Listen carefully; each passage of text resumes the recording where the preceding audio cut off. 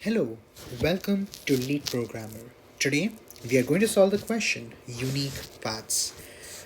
So, there's a robot on an M into N grid.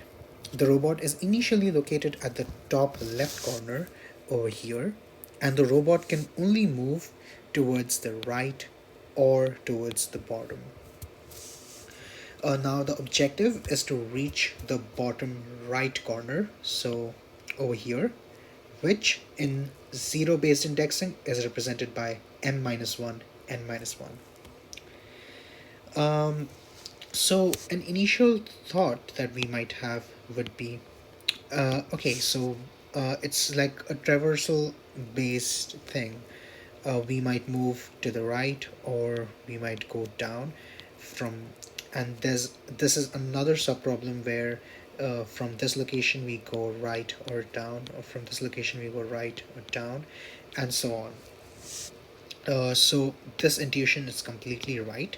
We can solve this using depth first search, where we start our depth first search here and we go to the right and the bottom, and again we kind of run that depth first search where um, we keep going to the right each time, and then probably keep going to the bottom or something like that. The only issue over here might be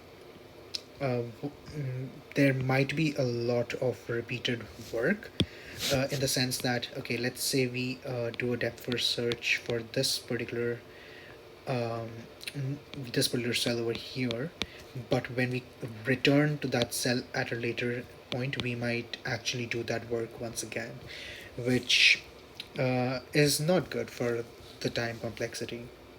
So instead, one thing we can do is, once we process a particular cell, we can save a value um, of that cell. So for example, from this cell, it takes, there are one and another one like this. So there are two possible paths from this cell. So we can have like a cache or something where we save the value 2 at this particular location, which essentially entails the fact that if we reach that location, then there are two possible paths from that particular cell.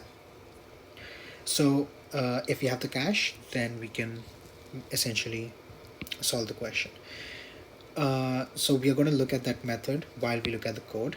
Another way to solve this might be a way we generally solve DP questions, which is essentially this represents a 2D grid, and it'll be worthwhile to start from the bottom, because we always want to go right or towards the bottom.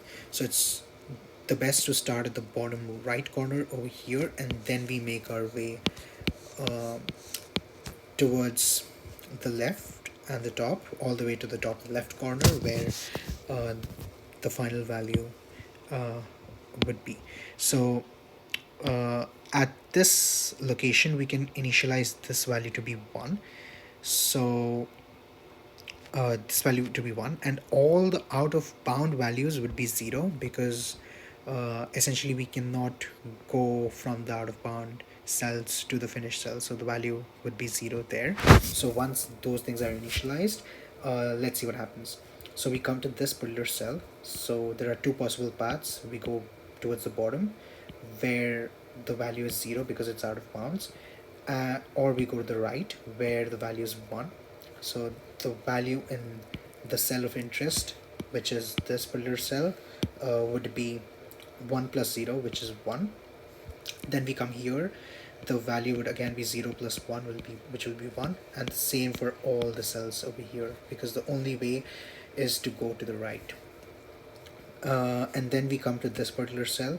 The value over here would be 1, which is the cell at the bottom, and 0, which is towards the right. So 1 plus 0 would be 1.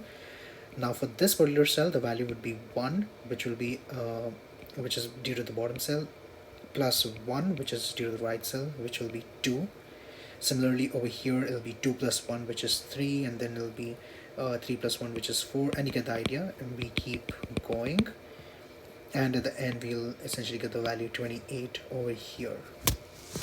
So that's another DP based approach. So let's look at two possible solutions to get a better idea. First, let's just go with the easiest iterative DP approach, where we essentially have a grid. So we define DP to be a grid. So a grid is essentially something like this that we had, and this is a Python way to represent rows and to initialize a matrix with uh, m rows and n columns, all with an initial value of 0.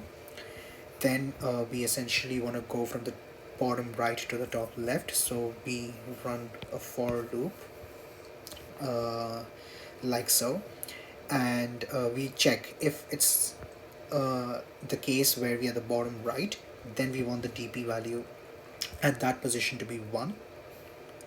Else the DP value can essentially be whatever is to the bottom plus whatever is to the right, and that's the DP at ij.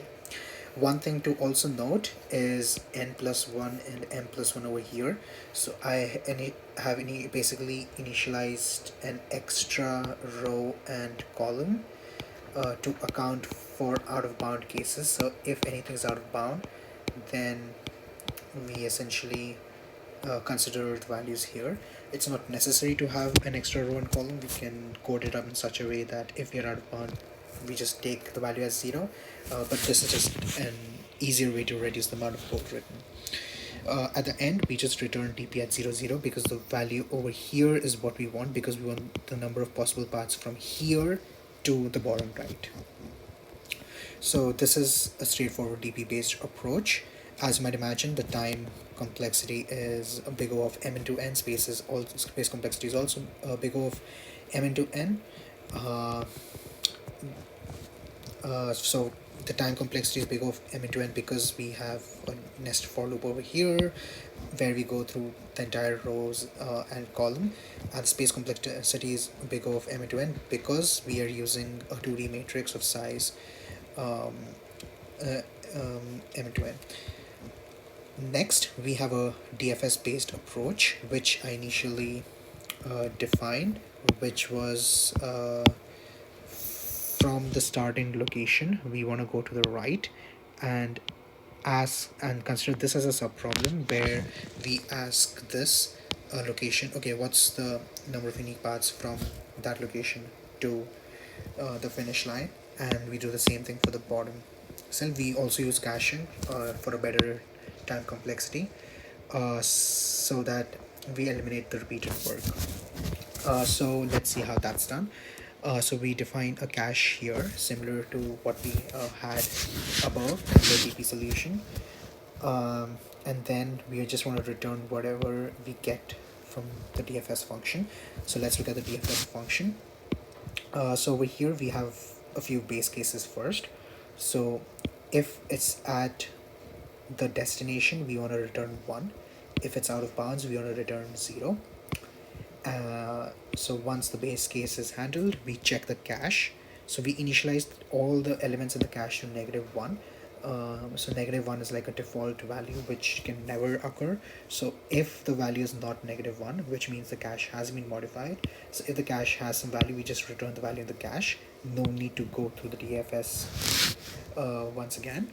And if we don't have it in the cache, then we call DFS for both the right cell and the bottom cell by passing in appropriate parameters.